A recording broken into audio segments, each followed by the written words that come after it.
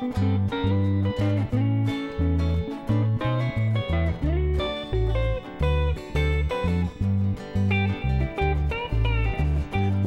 you hold me in your arms tonight?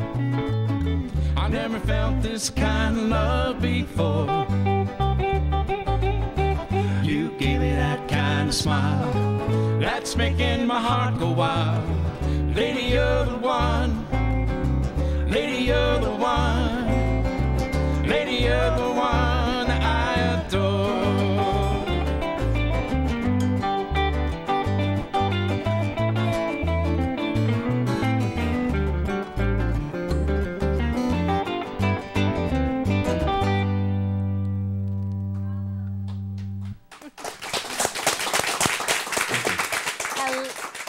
Hello, and welcome to the Stephanie Herman Show.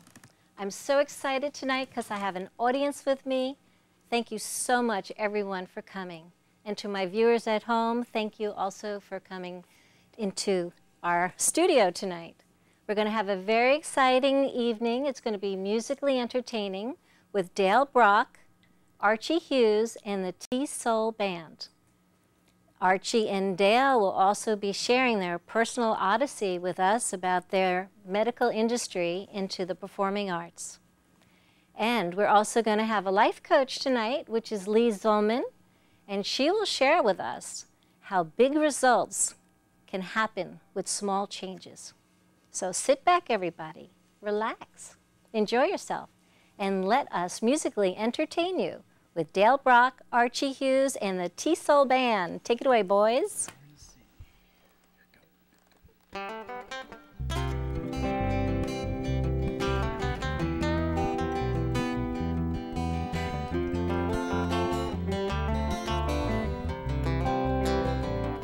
took some quiet time off, stood back laughing.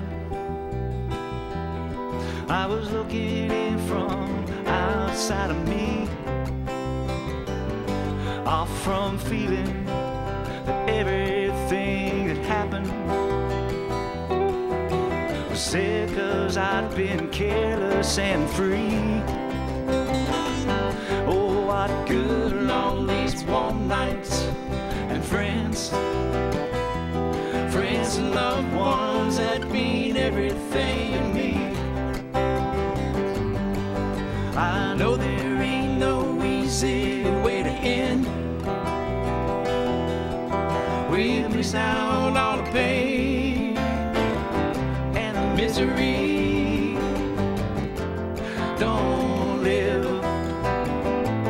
all of your life thinking about the way things ought to be. Don't spend all of your life sailing between the river and the sea.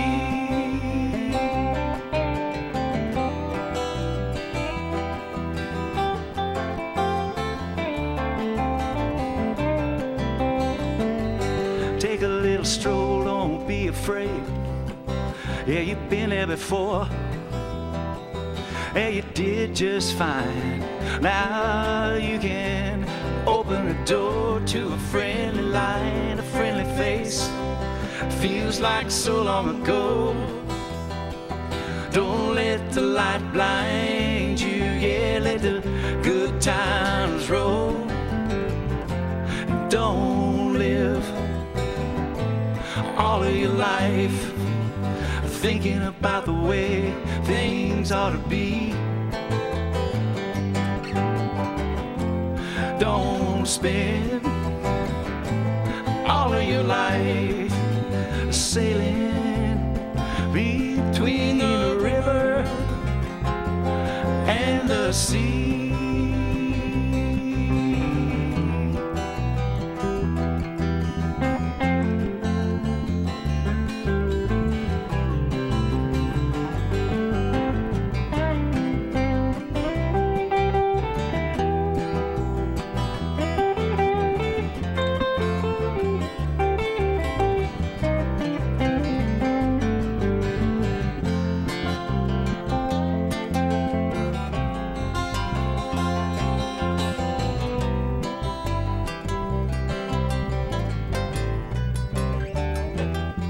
let someone in, let the love run a course.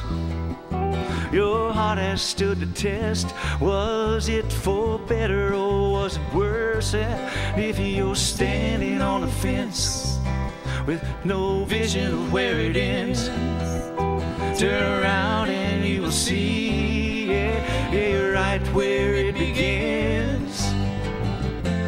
Don't live all of your life thinking about the way things ought to be.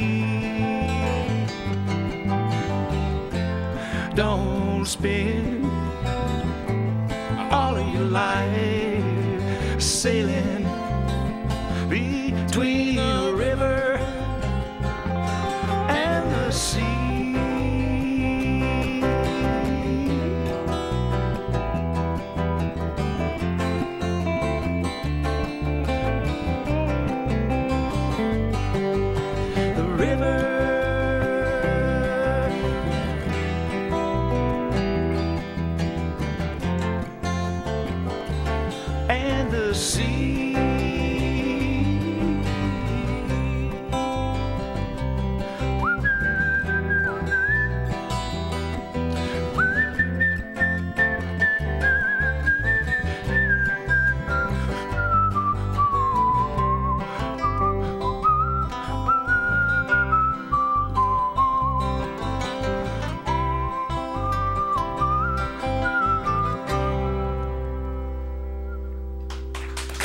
Thank you. Thank you so much. Thank you.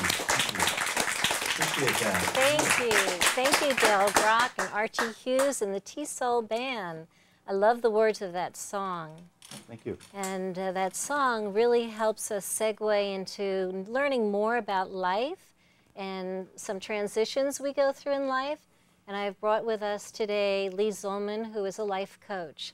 Lee, thank you so much for joining us. I'm glad to be here, Stephanie. I want to know, do you call yourself a life coach? Actually, I call myself simply a coach. And the reason I call myself a coach is I coach people and they live their lives. They have their careers, they change their careers. They have what they want and they're where they're meant to be. So that's what it's about. It's where you begin, as they said in the song. Who are some of the people that come to you? Well, my current clients are all what one would call in the outside world successful people.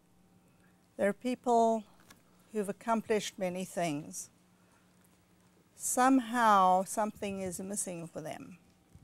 It may be that with everything that they have and they've done, they feel no contentment. That's a big one.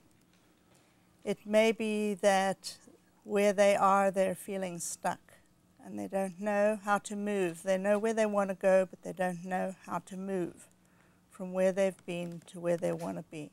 For instance, how do they know they're stuck? They feel frustration? Well, in some cases, it may be as a result of the current economy. Some people have never had a chance to reflect. They've been so busy working, and suddenly they're between jobs, or they've reached a certain level and can't be promoted because there's no money for promotions, things like that. So they have the opportunity to sit back and feel uncomfortable. Sometimes it's the first time they acknowledge that they're not comfortable. That's a big step. Yes, it is. And between that and actually going to a coach is huge. There are a lot of people who feel stuck or who are not comfortable, not happy, but they don't go out, they don't reach out. Can I ask you a question? Some of your clients, do you find that it takes them 6 months maybe or a year before they actually call you for help? That's hard for me to tell, but what I do know is that those who come forward and have that initial conversation often will enroll. But that leap, it's a leap of faith. It requires trust. And it's scary. People don't want, know what they want, but they don't want to let go of how things are now. So you have to overcome a certain amount of fear to even make that first call. But once they do, it's often a lot easier for them to actually enroll. So who would some of your clients be? Somebody that is in a high position job maybe and lost their job and has been in that position for 20 years, opposed to maybe a performing artist who used to be in a business and then all of a sudden they decide they're missing out the artistic side of them. What are some of, I mean, without giving names, Okay, you're wanting some examples. Please. I have an engineer who's at one of the high-tech companies, and he's in marketing, and he's from another country. He speaks English fluently. However, there are barriers that he finds in his way to promotion. And so he came to me. That's just one example. I have an entrepreneur who has not been full-time employed for quite some time. And that entrepreneur was wanting to generate more income in a very difficult economy. So those are two examples. I have an at-home mom who's been at home with kids for 5 years and now wants to get back into the workplace. She was highly proficient at her job for 10 years. Right now, she doesn't know how to identify herself and what she's been doing for the last 5 years in words that corporations can understand. So those are some examples. How would you help some of these people? What are some of the ways that you help? I know you shared with me about the mother. Why don't we start with how you would define and help the woman who's the mother? Well, each person who comes to me it's very individual. It's an art as well as a science. And what happens with somebody like that is that even though I might have an answer I would give every mother, I have to work with that individual and start where they are. So in her case, one of the things I had her do was observe the language she uses when she talks not about work but about mothering. And seeing herself say something like, "I'm just a mother," right? She values motherhood, but she talks about herself in a way that does not show the value of motherhood. And motherhood is a labor of love. It's labor. It's hard, but it's one of the most critical, most special jobs that anyone could ever have.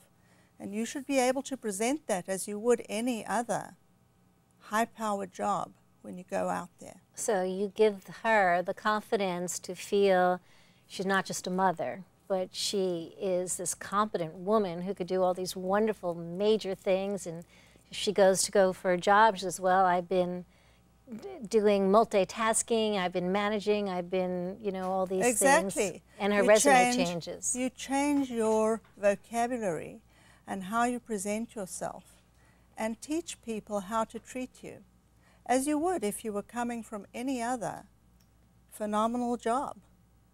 You have a resume, and you create a resume. So do you help her change her resume?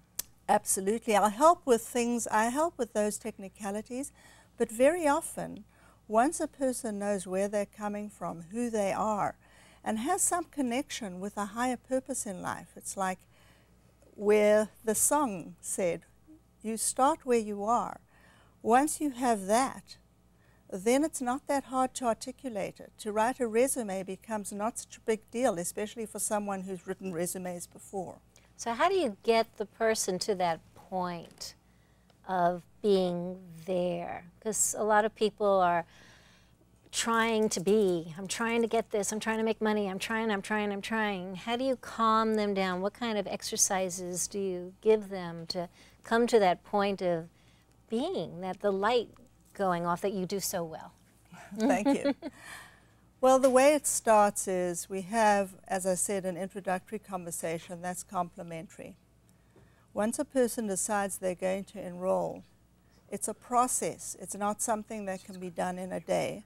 At the same time, I don't plan on creating a codependency relationship. So what I do is I sit with someone for an hour, and that person talks for at least 50 minutes of that hour. And not only am I listening very carefully to what they're saying in many, many ways that are deep, heartfelt, with everything that I have, they are speaking in a way that they may never have spoken before. And they hear their own voice loudly and clearly. From that, I create a program for them. And that program consists of an assessment, an idea of where they're going, so they have a vision. And that relates to what they want, what they've said to me. And then I give them some practices, because it's a small change, as you mentioned. It's a change, but it's a profound change, and it requires that you do things slightly differently from what you've done before. And initially, it's not that comfortable, but it seems to work, and people come out, and at the end of it, they can continue on their own. They may want to come back occasionally and have a refresher, but basically they have some tools that they can draw on because they have it already. I'm not asking them to be somebody else. And you do this all in 10 sessions? Well, so far it seems to work. I don't say it's magic, it's not. Those people have to come to me, and they have to be honest with me and with themselves. And it's a partnership, but it has to come from them, and they have to be willing to go the whole road with me. And that's 10, sometimes 12 sessions, yes. So when that person reaches that ultimate goal, they feel like there's magic. Because if you're stuck for a very long time and all of a sudden you've opened all these doors, and I'm going to say you have opened these doors and they've opened the doors by your helping them and guiding them. It's kind of like they're going off to Italy and you're saying, no, Paris is where you need to go, and you're guiding them, and all of a sudden they're in Paris and they're like, oh, this is magic. And I think you give magic, and I wanted the audience to know this about you. Well, thank you. I appreciate that very much. I will tell you something though.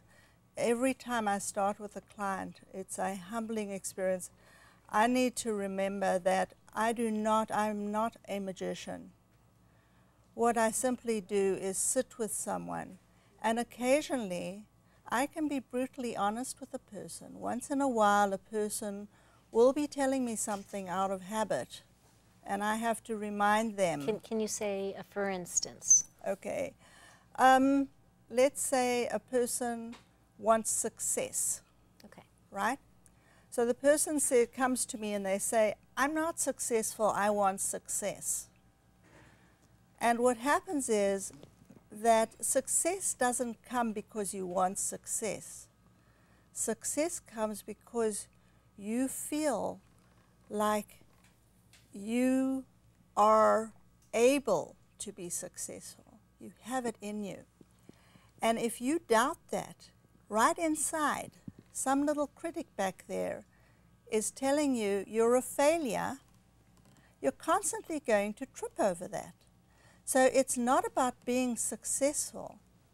It's about plugging into that piece of you that knows, that feels Successful. that you can be. Or successful. that you are. Or that you are. I mean, in the absolutely. moment, Well, not only success that, doesn't have to be making lots of money or getting in the newspaper. Success comes in different forms. absolutely. And one of the things I had, one of my clients who is, and he said I could mention a title anyway, he's a senior director at a retail company. And what I had him do was I had him walk with his 2-year-old and walk at his 2-year-old's pace for half an hour a week. So if his 2-year-old stopped, he had to stop. Whatever the 2-year-old was looking at or plugging into, he had to. This allowed him to appreciate the world at a very small, minuscule level through a tiny tot who was the most precious thing in the world to him. And it's shifted the way in which he operates as a director in his family in so many ways and with himself. So the practices are very varied, and that's where there's somewhat of an art. I can imagine somebody getting very frustrated doing like, why am I doing this? What is this for? That's absolutely right. And these are the fears that come up that you're talking about. Absolutely. The first time he did this, it drove him crazy. He was so impatient. It was so hard for him to do this, and it was only after he had done this more than once that appreciation muscle of his clicked. The appreciation of something at a very small level that allows a person who's very successful to feel appreciation for himself and for the people who report to him. So yes, and you're talking about resistance. Right. What happens is people come and they say, I want to change. Yeah, I'm prepared to make a change. You know, and I tell them it's a small change, but it's profound. It's not going to be easy. And they say, yeah, and they're prepared to do it, right? And they start off with tremendous enthusiasm, and then life gets in the way. You know, they have a full life. The people who come to me are, most of them, doing pretty well. And suddenly, their reasons, the excuses we make, you know, like you have with your clients, I'm sure, in fitness, you know. Like, I didn't have time to work out, I had a bit of a cold, this thing happened, and so on. The resistance starts to kick in. Well, that's where the expertise of a coach can help, because I have learned to recognize what it is. The resistance. The resistance, and how many masks and how many shapes it can take. And that's when I need to throw it right back at you and say, look what's happening here, and let's examine this. And the person then starts to go, well, yeah, maybe I'll give this a shot, and, you know, and we work through it. And then at about, you know, it's after a few sessions, suddenly they start to feel the goodness. And that's very gratifying for my clients. And for you too. It is. Yes. But it really is about them ultimately. Is there anything you would like to share with the audience about life changes and just some kind of aid? Well, certainly, I think at the moment, one of the things that everyone is facing, I don't know anyone who isn't, is the change in the economy. And I have, in fact, on my website, which is, I believe you'll have it up there, Right.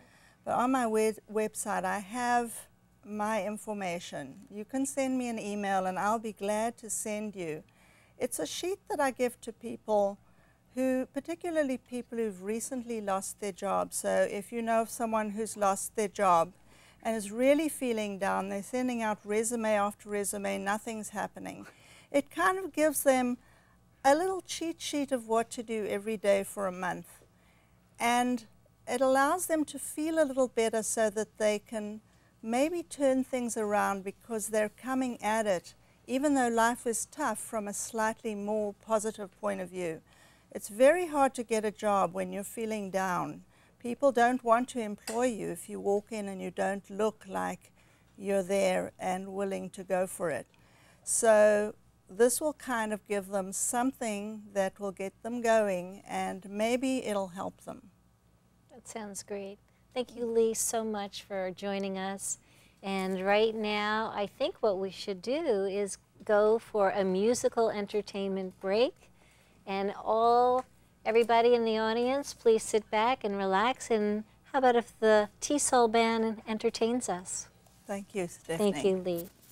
We'd love to do a song here about a young man that returning from a war and changed his life significantly, and found himself going nowhere. So that's the name of the song. 1, 2, 3, 4.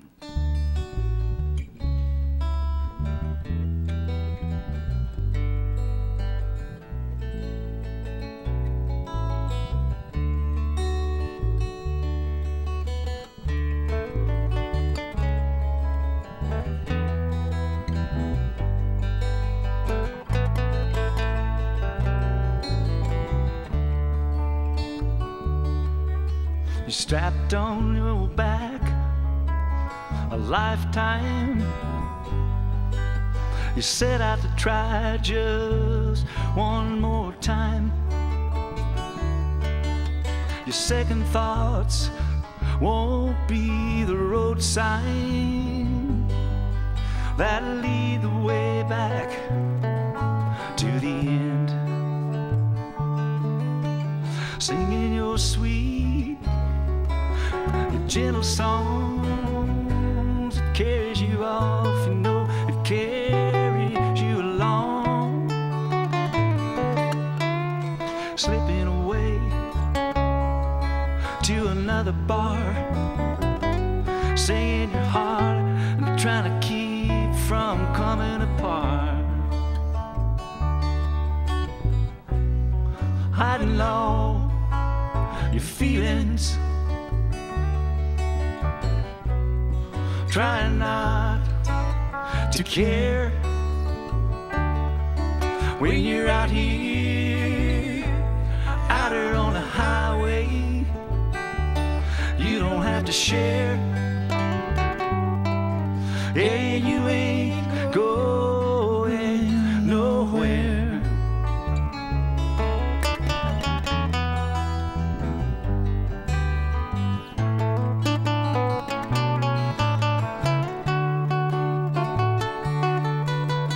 You might stop and think about what you were before. You got caught up in some two-timing war. They said it's right, but you didn't have a fight. They don't talk about it much now anymore. So go on, find yourself a new life, boy. Forget about the sights, the screams you've seen, and don't let the nightmares concern you. Yeah, they're just another bad dream. Hiding all your feelings, try not to care when you're out here, out there on the highway. You don't have to share. Yeah, and you ain't going nowhere, nowhere.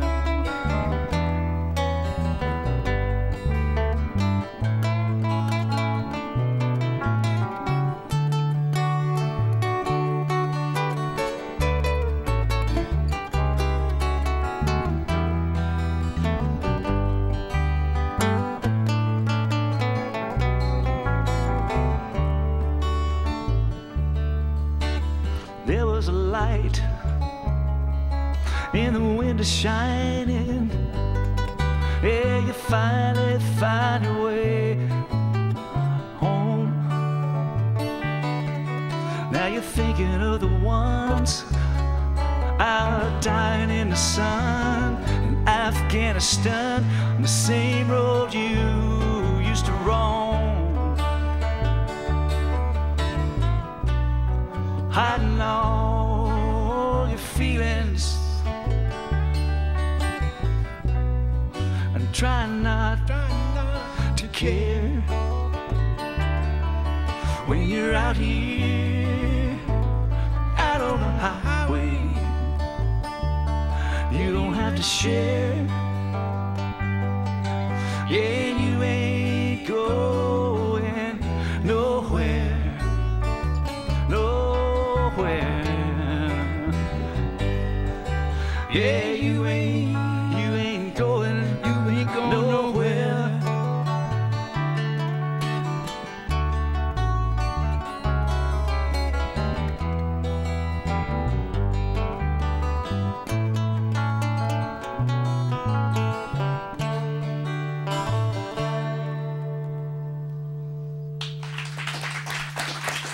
Thank you so much. Yes. Thank you, all audience, and thank you, Stephanie. Thank you so much. That was lovely. Let's find out more about you, Dale and Archie.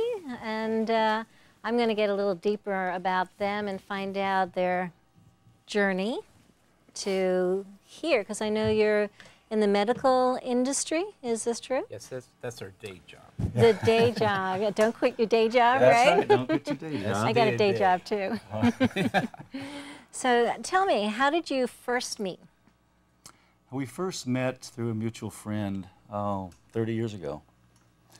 And we knew each other casually, not real, real close friends. I knew his band, and he would come and see me play now and then with our mutual friend. And then we kind of parted ways because that friend and Archie no longer were seeing each other. Right. And Let's get to the bottom. so Okay. they split up. So The friend. the friend. As friends, yeah, yes. as friends.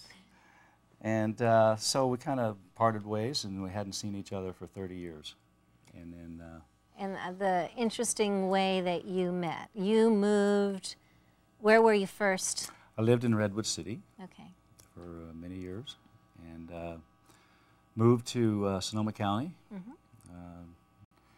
and went to work for this medical device company called Medtronic. Okay. And They'll be watching the show. yeah, exactly. It'll help me keep my job. Right, there you go. And one day my boss came in and said, I hired a new guy, and he'll be here tomorrow. And his name is, Rum-bum. yeah. That's it. I said, oh, great. And so he said, his name is Archie Hughes. I said, sounds very familiar. But You couldn't remember this. couldn't be that same Archie Hughes I knew a long time ago. And well, tell him, Archie. Okay, Oh, Archie. Take it away, I'll tell you Archie. what, yeah. So here I was offered the job. Okay. And even the day that they hired me, just walked me through this building, they were going to surprise me. I didn't know this. Oh, so everybody So, knew. And you didn't. I Did you didn't. know by then? You didn't know either. No, so they just walked in there and took me right to Dale, and this guy stood up. And how many years Yeah. has this been now? It's in been, between? what, 30 years? Yeah. And you yeah, guys look just the same. Exactly the same. absolutely. Recognized each other immediately. Yeah, exactly. And I looked at him, he goes, Archie, remember me, Dale? Dale. And he goes, Susan? I made a big impression. Dale Brock. Absolutely. Then it just dawned on me. Oh my God. So then from that point on, you started getting into the performing arts aspect together. Hey, why don't we start up something? Or? Yes. When I was hired, I had a gig coming up in a couple weeks. Oh, okay. And it was up in Fort Bragg, and that's where my drummer moved to. And so I would go up there and play with his musicians. And I go, I wonder if Dale wants to do this. So I asked him, and he says, yeah. So we studied our music, went up there and played, and that was it. We haven't stopped playing since. And how many years is that now? Almost 4. Yeah, about 4 years. Yeah. But what's the interesting thing is that we were both writing writing songs, writing material at the time, and I was desperately looking for someone to share that with and play music with. And of course, I'd moved away. I was previously working or living in Redwood City and playing with my cousins and, in a band, and moved away, so I had no one to play with, so to speak. Will you so- play with me? Yeah. So Archie would come out and play with me now. Yeah, so. that's great. Exactly. Let me go a little back, and I know you had a band 30 years ago. Yes. Can you tell us a little bit who you played with, opened up? I think you opened up for Bonnie Raitt. Yeah, it was the some- Archie Hughes band, and this band was together quite tight for about 17, 18 years. And we wrote songs, we collaborated, we generated these new tunes, and we were out there playing in these good clubs that were open up for major acts like Bonnie Raitt, and Greg Allman, Dickie Betts, Leon Russell. Wow. And then the last Leon big show. Russell? Leon Russell. Wow. Yep, same stage. Then our last show at the time was in Reno, opened up for the Marshall Tucker Band. I was excited. And we did a show, we just blew them away. And after that, just had to kind of retire from the music. There was a great friend of mine in the band that lost his life. And it kind of touched me. So I said, you know what? We're just going to take time off. I'm just going to write songs. I'm going to do some home demos. And, you know, eventually maybe I'll get back into it. And how many years was that? That was about 20 years ago.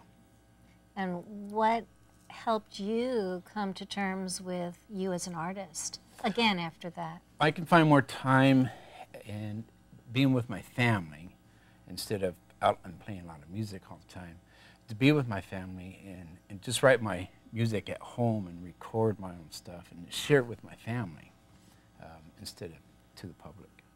And then was Dale the one that brought you to the public? Yes. Or there was a gig you had, you Yes, said. we had this gig, and then we started rehearsing, and it's like, whoa, you know, we've got some vocals here that we really enjoy each other. We have the same attitude, state of mind, and the same drive, and as I call it, it's a dream, a passion, and a nightmare. And you're writing a book about the nightmare, Absolutely. That nightmare is going to happen in this book. We'll find out more about the nightmare from the book. Dale, what would you like to share with us about transitions and coming from the medical industry or staying in the medical industry and bringing out the performing artist in you? Well, And how did that my happen? passion has always been it's always been music, always. Since I can remember, as I said, the first time I could pick up an air guitar, I was very interested in music, and my family was very musical.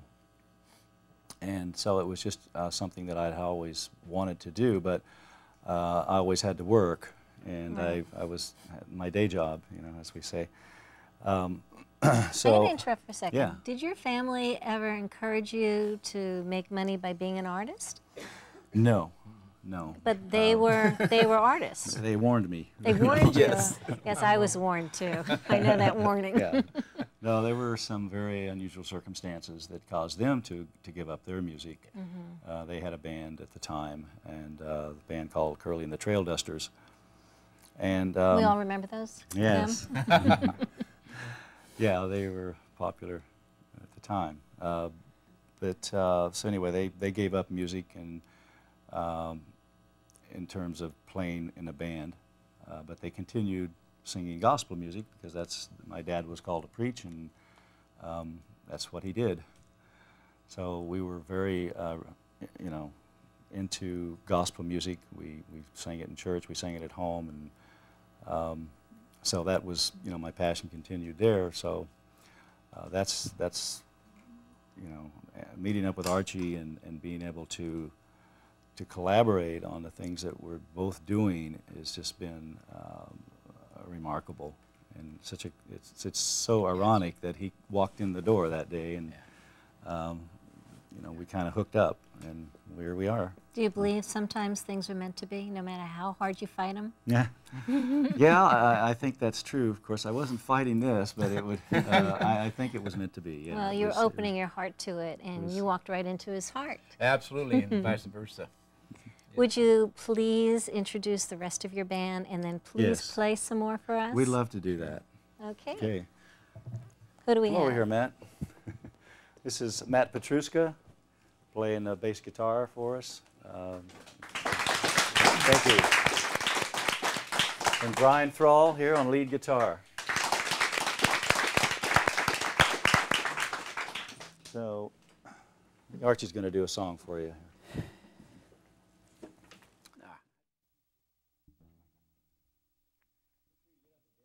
Stuff, oh, maybe not. All right, we're going to do a tune here that I kind of dedicated to the people that use cell phones. Anybody have one out there? But dedicated to the ones that never turn them on. Goes out to you. It's called Tell Me Why.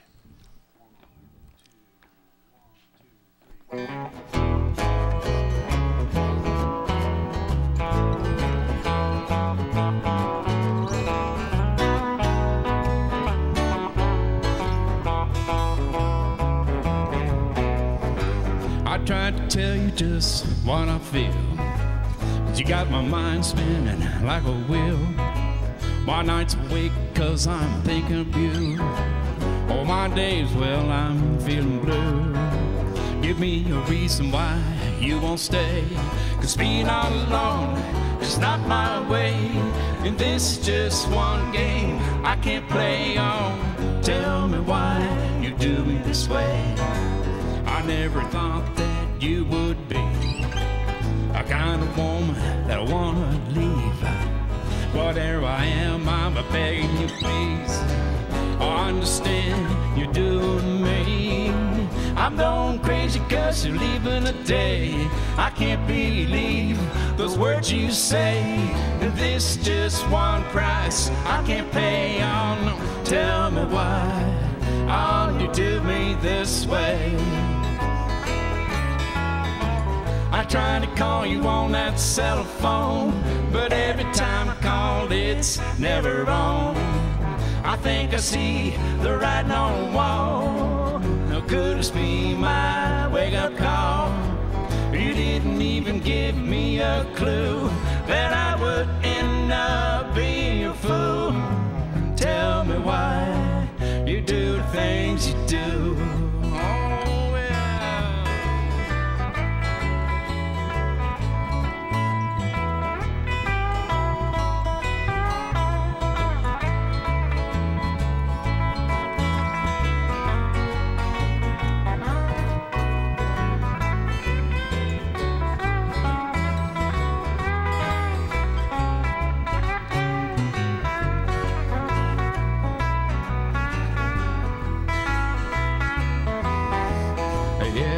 I never thought you would be a kind of woman wanna leave.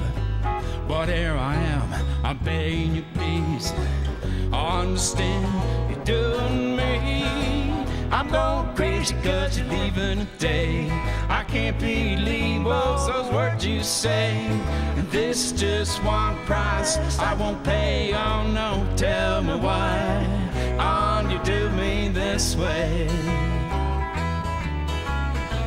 I tried to call you on that cell phone, but every time I call, it's never on.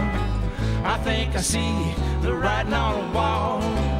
It could just be my wake-up call. You didn't even give me a clue that I would end up being a fool. Tell me why you do the things you do. Oh yeah. I said, tell me why you do the things you do. I said, woman, tell me why you do the things you do. Yeah. Archie Hughes. Thank you very much. Thank you. Thank you very much. I dedicated that to the cell phone users, right? You do Power Love. Okay. You get to do 2 in a row. Yeah. How's that happen? Oh. Okay. Okay, we're going to do a tune here called Fire Love. It's a song I wrote. It took a long time to write it. In fact, I couldn't finish it until I ran into him. So it goes like this.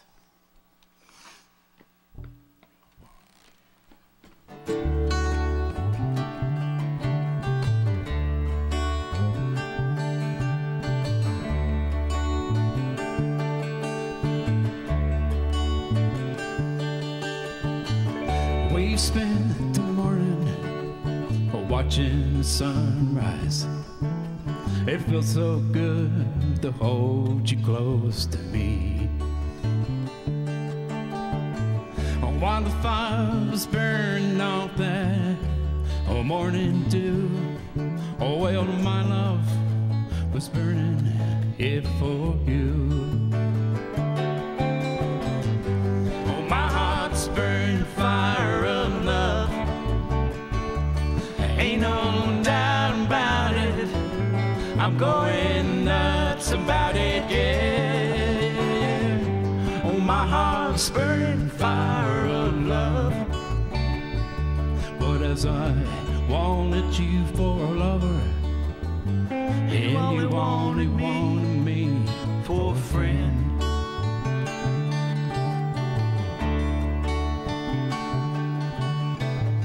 Each time I see a girl, it's so hard to spare.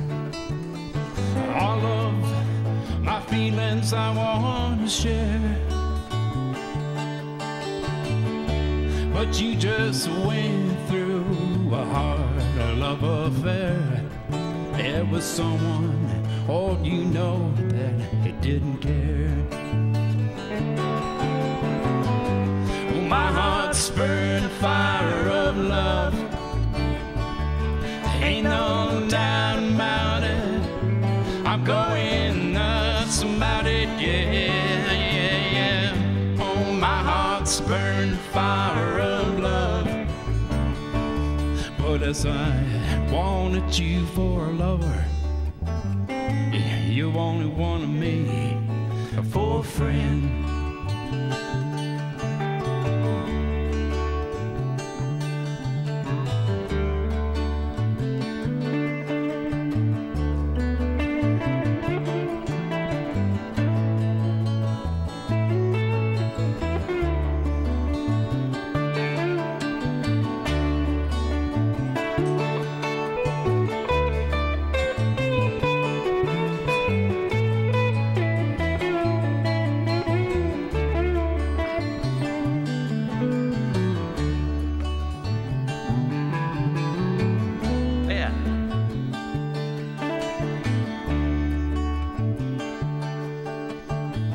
Now the time has passed us by.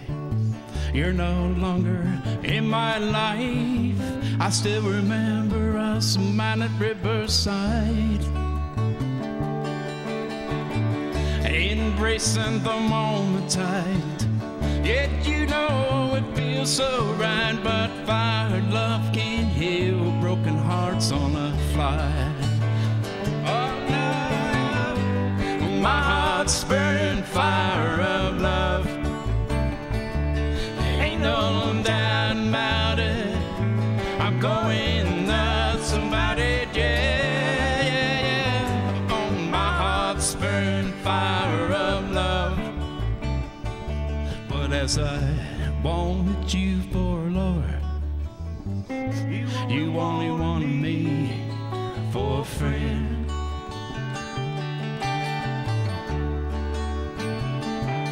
Yes, I wanted you for a lover. Yeah, you only wanted me for a friend.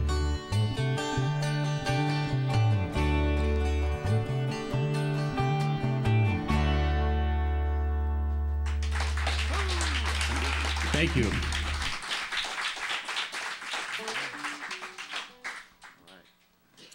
That's his turn. Oh. This is, I think I mentioned earlier, my parents used to have a band, and it was called Trailer and the Trail Dusters. Easy for me to say. It's called Curly and the Trail Dusters, and so I wrote this song in memory of that band. So it goes like this.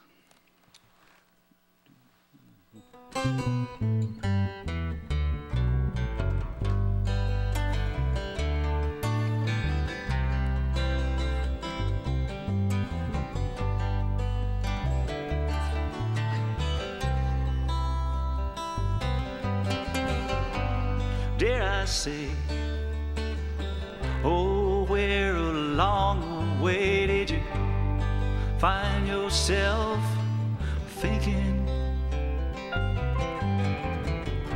Wasted days when you follow what you had to pay. Did you see yourself sinking?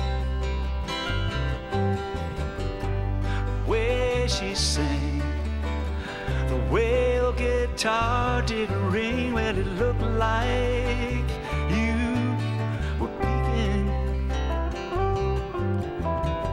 Away they go, they're off to do their Hollywood show, where the girls and the boys, they were dancing and drinking. They got you thinking, dusters are in town tonight.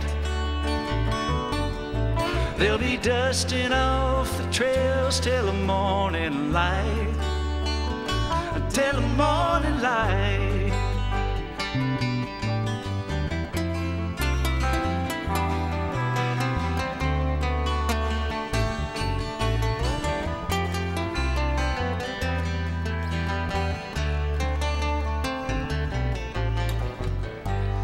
Grab your gal, twirl her around and around. Is it something you might be breaking?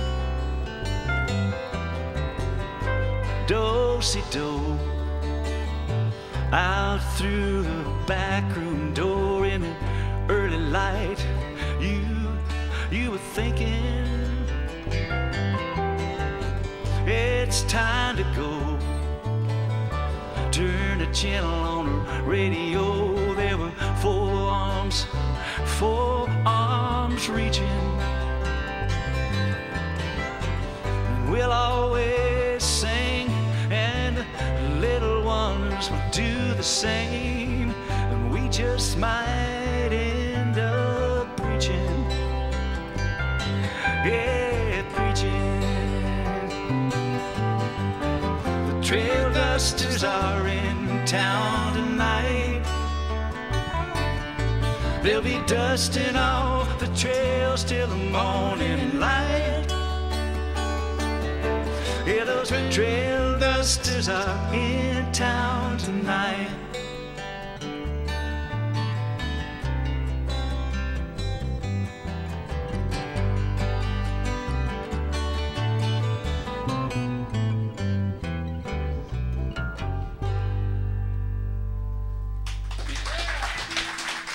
Thank you. Thank you so much.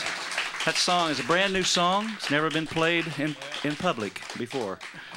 You're the first to hear it. So thank you so much. So we're going to do one more tune here. And yeah, I'm going to do this one. This one here is called Traveling Soul, and that's kind of how this name T-Soul came about. It was written about my older brother. He was a traveling soul, believe me. And he would show up about every 6 months, go back to Oklahoma, come to California, and we got into this thing that I would save my jeans and tennis shoes for him. So Traveling Soul, first I wrote about S-O-L-E, but then his soul, it's S-O-U-L. It goes like this.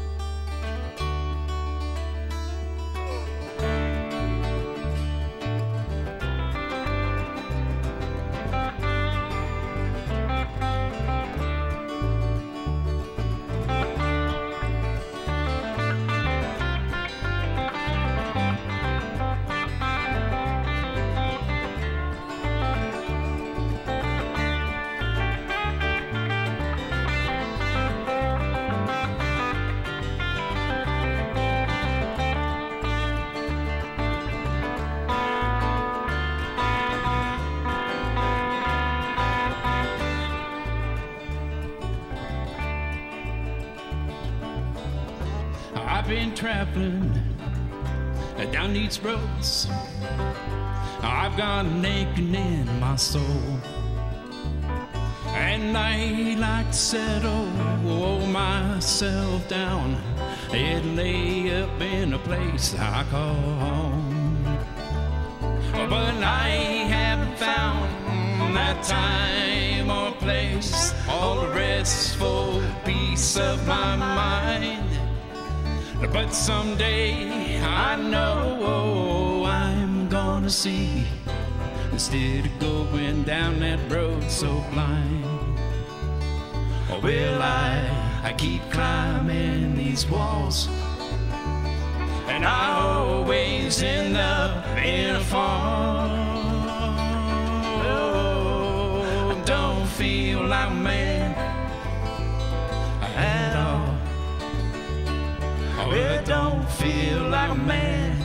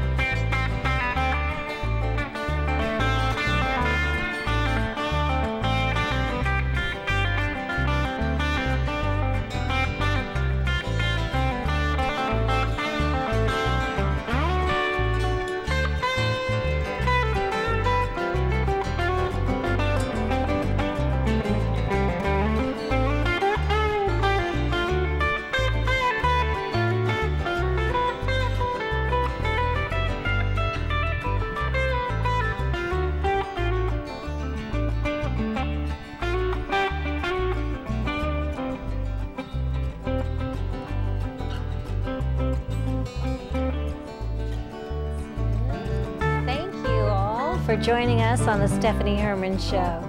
If you'd like to be in our audience one day, please contact us. In the meantime, let the T-Sol Band continue to the very end. Thank you again.